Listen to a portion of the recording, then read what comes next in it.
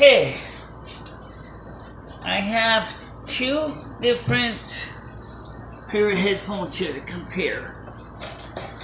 Old school versus new school. And I wanted to make sure I got the right model number first of the new school, which is a Sony mdr-zx110. And these are nice because they fold up. And my ones I bought came with a manufacturer or the seller included a 3.5 to 6.35 millimeter adapter. You can see it's shaped in such a way to fit an older iPhone, such as the iPhone 2G. Okay, so it doesn't have that special type of, it has a special reduced size, but it still has a standard outer size here. I don't really particularly like these adapters because I think they're a giant kludge, but that's what it came with. And of course, the contender is my regular headphones I've been using for the YouTube channel since I got the mixer. This is the Noble 40s from Realistic. These are the originals. These are not the B model. They're not the A model. These are the original 1970s edition with the standard 6.35 millimeter jack. Cord's a little better, but they still work very well. So let's compare some of the technology between these two. These are over the ear, or what I mean, they surround the ear with the foam like this. Okay, and they are really, really sound resistant. So you don't hear anything with these headphones on. Any outside sound is pretty much almost eliminated. So they're not noise canceling, but they do have that fact is it surrounds your ear perfectly. On these headphones, the foam pads have not totally gone to shit. They're kind of starting to. Come on, they're almost 50 years old. Okay, I mean, I'm 50. Okay, and I'm going to shit, so I can expect the same from my headphones. They work great. Okay, these are on the ear and these fold up, which is nice.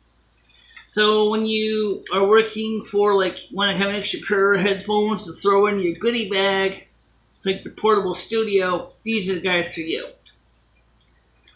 The only thing is whereas the other headphones are heavy metal band, and these are heavier, these are plastic.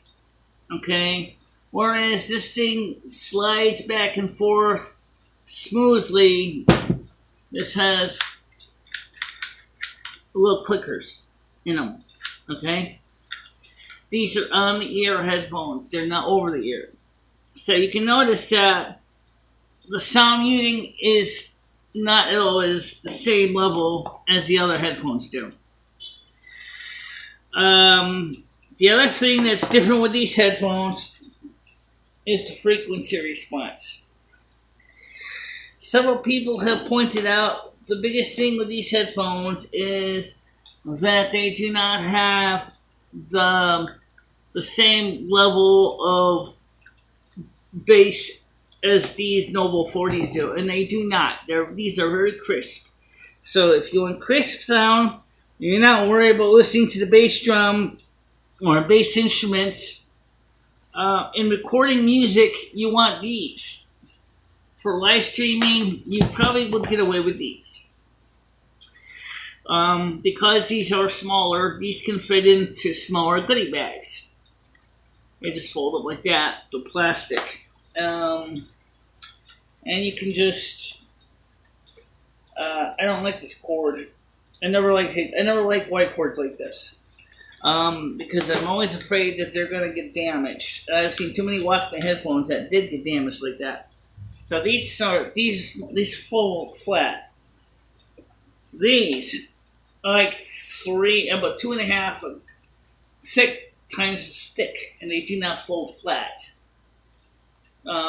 Rather, from my work in the studio, you have the cord coming out one side here, and then there's a smaller wire over here that goes to the other cup. Okay? But I only paid, I bought these used. I paid them $20 for these used. I bought these brand new, and I paid $20 for these. Okay? So far, from what I can see, these headphones should be fine for most things having to do with my live studio guests, because they're cheap, they're expendable, they could probably just replace them if somebody destroys them. Whereas these headphones, actually I think I paid more than that. I think I paid about $40, $40 for these. I don't know what the retail price of these are now, if they were still making these no about 40s, but they certainly wouldn't be no $40 to say. They probably were $70 when they were new. The frequency responses. This is the quick start guide here. Okay, here we go. This is what I wanted to see here.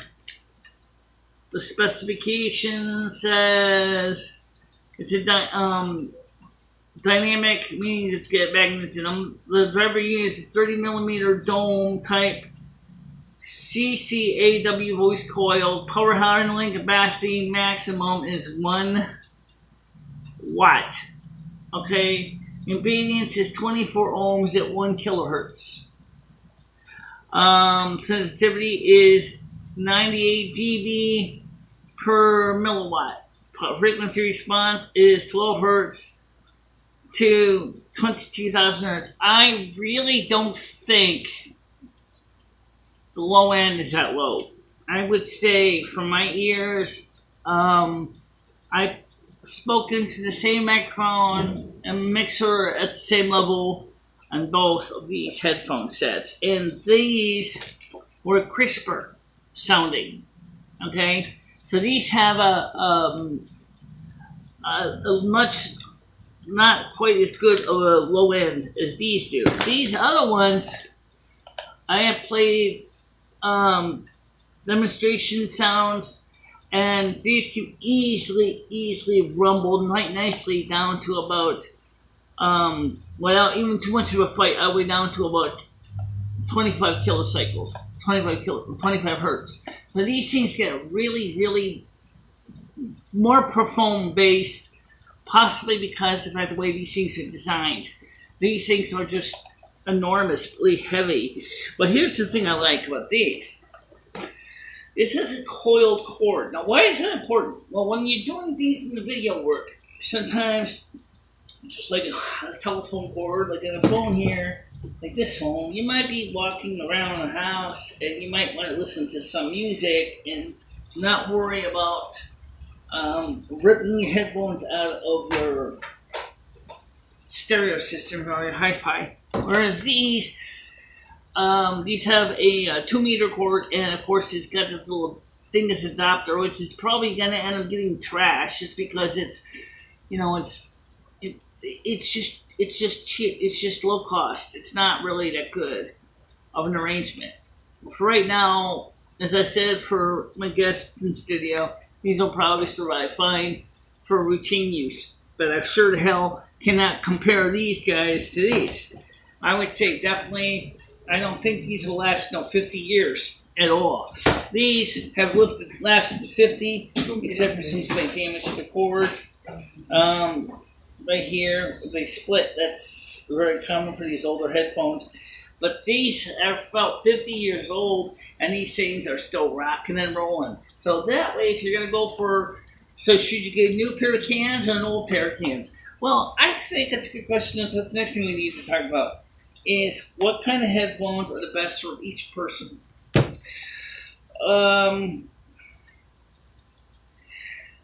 For some people, an older pair of cans may be nice because this plug is also substantial too. Okay, it's easy to whip this guy and unplug it. This guy, when trying to reach back to my mixer to unplug this cord, you have to try to grip the adapter and not the plug. Oh, if you want to plug unplug this, that's fine. If you want to grab the adapter, it's a lot harder to reach behind my jack pack and unplug this. That's probably one downfall with these headphones. But I don't know, just me. I just don't know if they're going to quite stand up to the same rigors of the other headphones do. But I do like the fact that they do fold flat.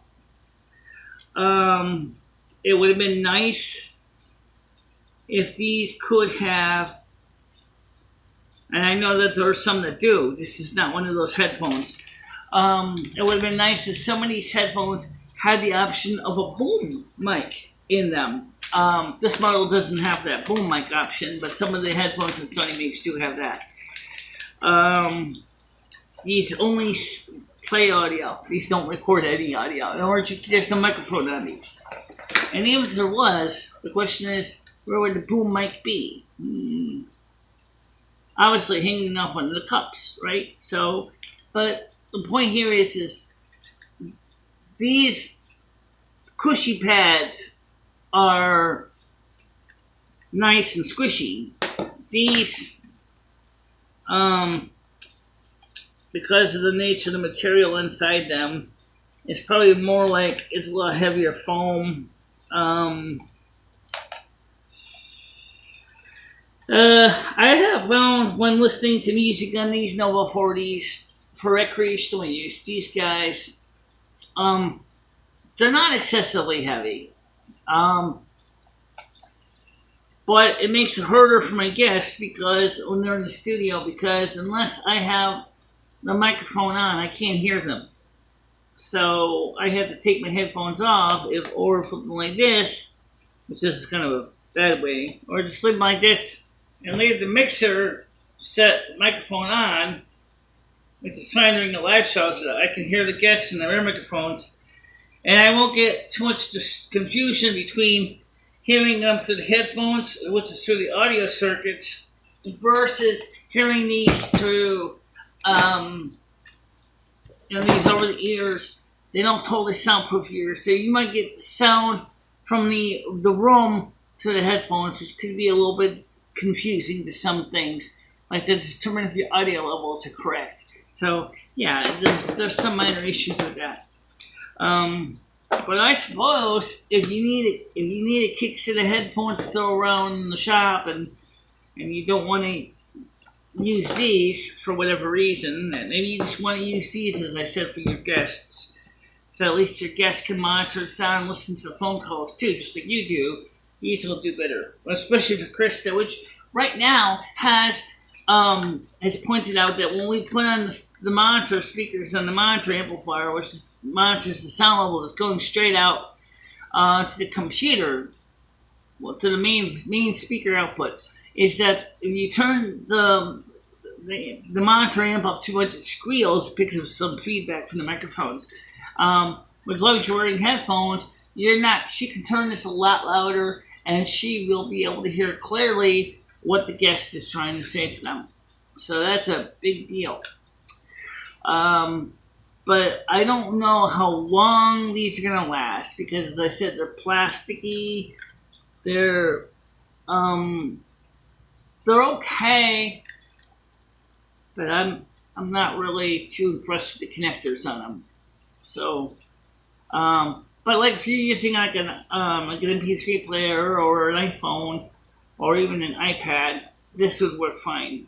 But if you want to use it with this big adapter like this, there's a good chance that you're going to get loose connections in your circuits, and then you're going to be wondering why you can't hear what the hell is going on. Whereas with this plug here, there is no dongle hanging on the end, so this guy locks in there good and stays in my mixer really well. So, Krista was going to be on the show tonight. Unfortunately, she had another crisis again. I don't know what it's about this time, but I kind of was a little bit disappointed, because I was hoping she was going to be part of the show tonight, so it's just going to be me. I'm going to wear my normal headphones, because these would have been for Krista to use. I think her ears are a little smaller than mine anyway. So, but let's talk about where would I use these headphones? Like I said, if you got a portable studio bag, it's folded like this, stay here, and you want to keep something that's small, and you don't want to lug this big headphones, these are the ones for you. If you don't mind carrying a little bit extra weight, and these are heavier, these easily weigh at least 2, maybe 3 times the other ones. It's just that these sit on your head with such a padded band up here that it really doesn't make a difference. So that's something to think about when you're choosing headphones. What kind of headphones are going to work for you, and when you're going to gain something or lose something in the process. But for most people, I think these are fine. I definitely do not think it says powerful, high quality sound. I think sound-wise, these things are much closer to a flat curve than these do. I don't know if these are dual drivers inside here or if they're single drivers, but I have sweep tested these before, and I can tell you, and from day-to-day operations in the studio, these work fine. Well, maybe someday, although it doesn't feel like that someday is going to come soon, I'm going to have to consider maybe one day, maybe when I'm not looking, these foam pads are going to call it quits. These are good shape. These are very good shape. But one day these pads, the foam inside, is going to finally call it quits, and I will have to replace the foam. But for right now, they're working fine, so I don't see any real problem with them. So whichever ones you choose in your studio depends on a couple factors. Number one, because this is not a coiled cord, what you see is what you get. You get 2 meters of length, and that's it. I think that's about 2 meters, 1.5 meters. And yeah, it says here approximately, let's see, it doesn't say how long the cord is on this thing. Oh yes, it is. Cord is 1.2 meters. 1.2 meters long. So it's not 2 meters, it's 1.2. Which is fine, as I said, for a Walkman and a personal stereo. But if you're going to hold this thing for going to a studio like I do, and you're going to be, twisting around in the chair, these things will never survive. These things the cord will rip right in half. I got a feeling that's exactly what's going to happen. But for now, I hope that you appreciate the support test. I showed you, by the way, in the earlier part of the video, I showed you the new bracket for the phone.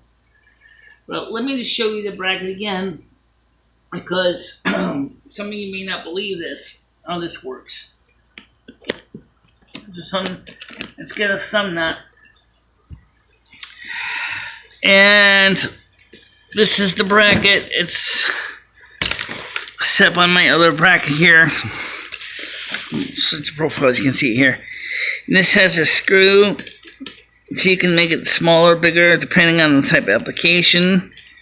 So this can go for different phones.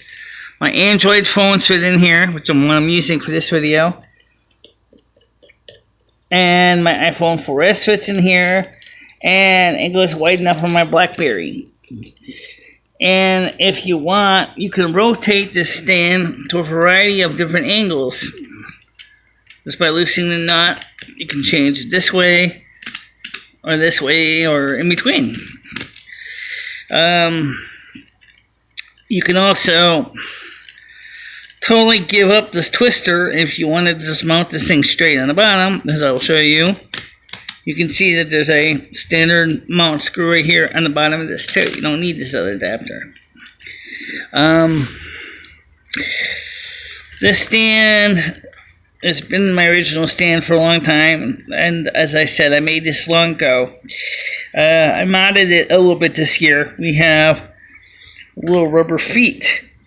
Unfortunately, these little rubber feet are kind of sticky. so things kind of stick. So like when I leave it on top of my coffee can, and sometimes the whole coffee can gets lifted up with the bracket.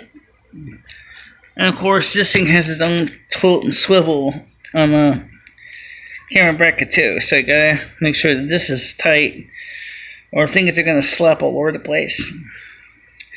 But I think this is a really kind of neat idea. Wasn't that expensive. I think I spent between the two things, I about spent about $30 for the hang between this bracket and these pair of Sony headphones.